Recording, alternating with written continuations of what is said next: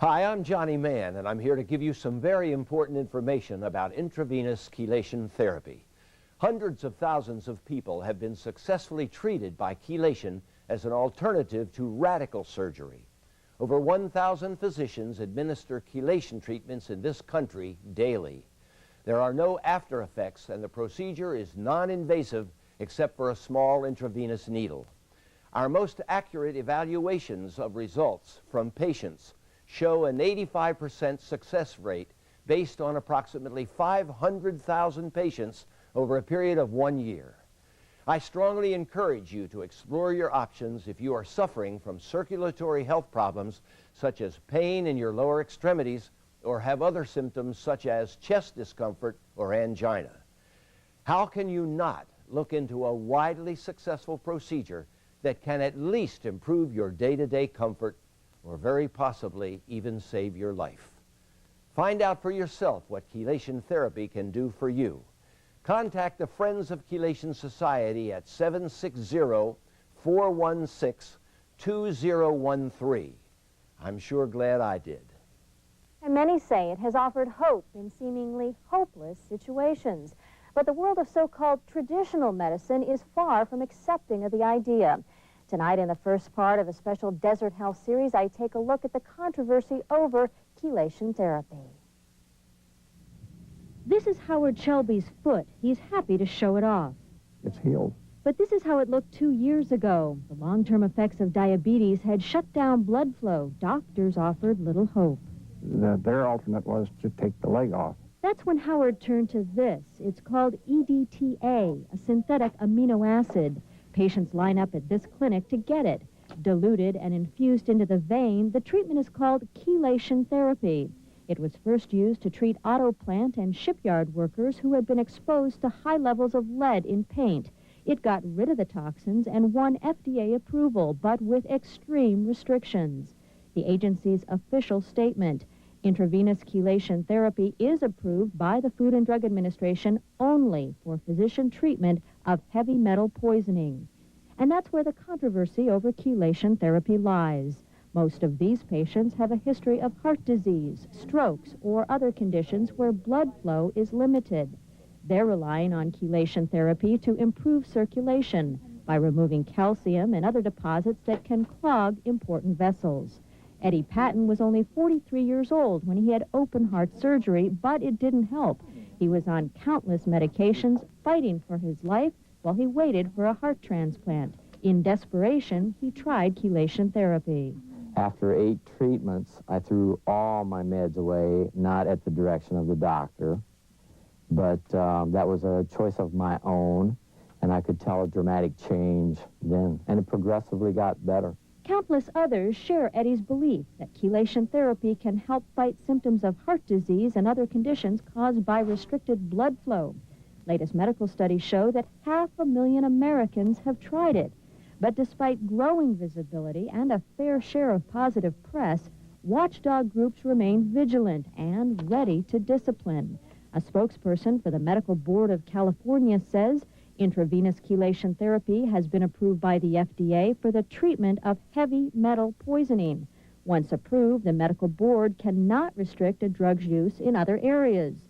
But if a physician deviates from the approved use of the drug, we may take action. So why do governing bodies appear reluctant to approve chelation therapy for more widespread use? We'll take a look at that question in part 2 of this special report tomorrow at 6 a.m. and 4:30 right here on TV3. Looking forward to that. Very interesting. Thanks a lot. Thanks, John.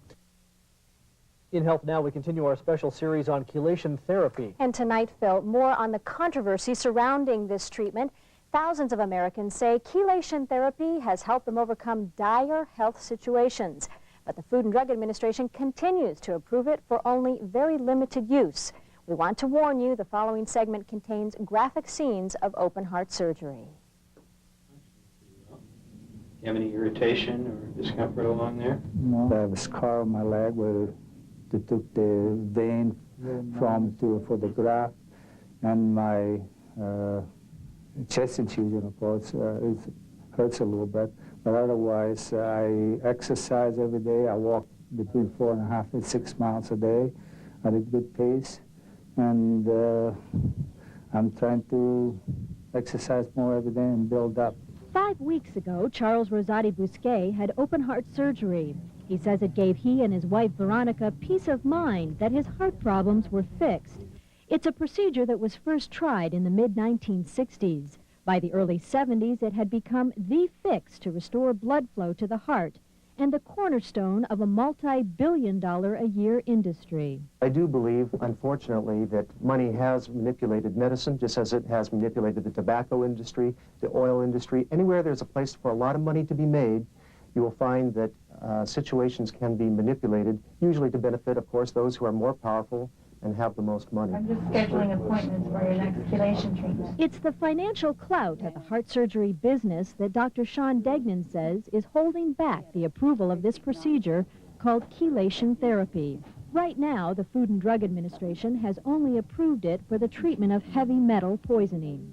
There is not a financial profit to be gained by anybody doing a multi-million-dollar study on something as quick and easy as chelation therapy, which can be done by any physician in a doctor's office on an outpatient basis. It doesn't benefit the medical industry to any degree. Chelation is supposed to clean the arteries out. But Dr. Charlie Schaefer says the reason chelation therapy has not been approved to treat the symptoms of heart disease has nothing to do with competition for patient dollars. Coming up Monday, we'll hear from Dr. Schaefer, who feels the data doesn't support the claims. Plus, Dr. Degnan introduces us to patients who claim chelation therapy saved their lives.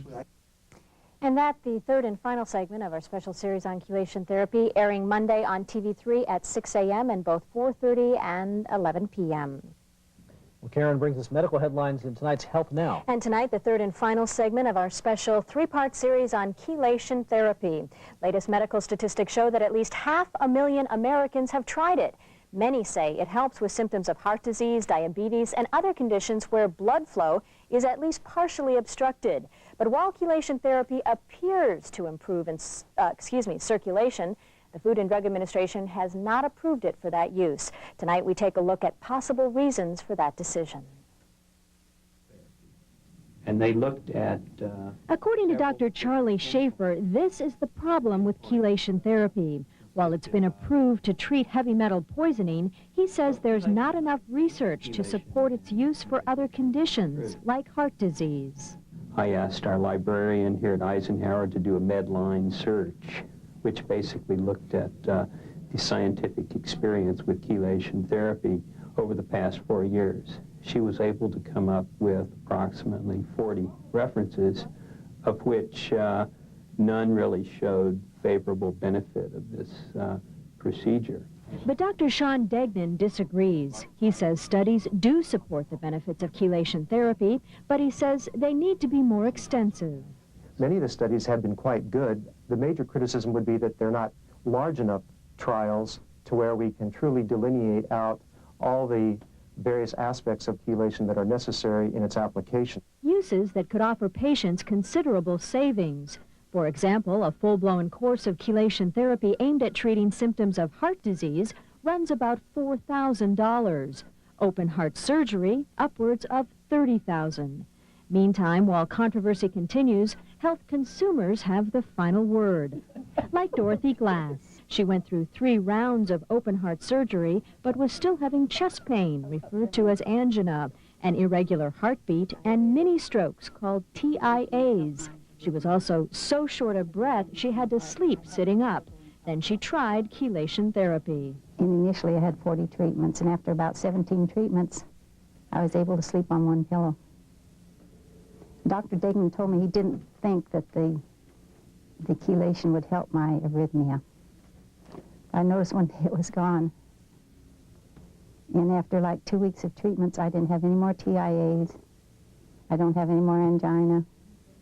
It was just a miracle for me. So what keeps the FDA from approving chelation therapy for more widespread use? Is it the influence of heart surgeons, cardiologists, and perhaps drug companies? These groups stand to lose if fewer patients need surgery and if they take less medication. Or is the FDA's reluctance based on lack of scientific study? And if more study is needed, who will fund it? Medical research is often driven by groups who see significant possibilities for profit. But since chelation therapy is less costly than many treatments currently in use, it holds less cash flow potential. Groups large enough to fund major studies may not be interested if they don't see the big business potential.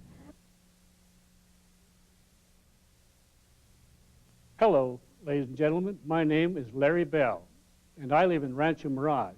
I want to talk to you about chelation therapy, not the so-called oral chelation, but the real thing, intravenous chelation therapy. It not only saved my life, but it gave me a better one. Like a lot of other people, I'm very upset that no one told me about chelation therapy when I was lying in a hospital bed facing surgery. My doctor even called chelation therapy quackery. I'm one of hundreds of thousands of people worldwide that prove that chelation therapy works. It's a wonderful, safe alternative for many people with clogged arteries.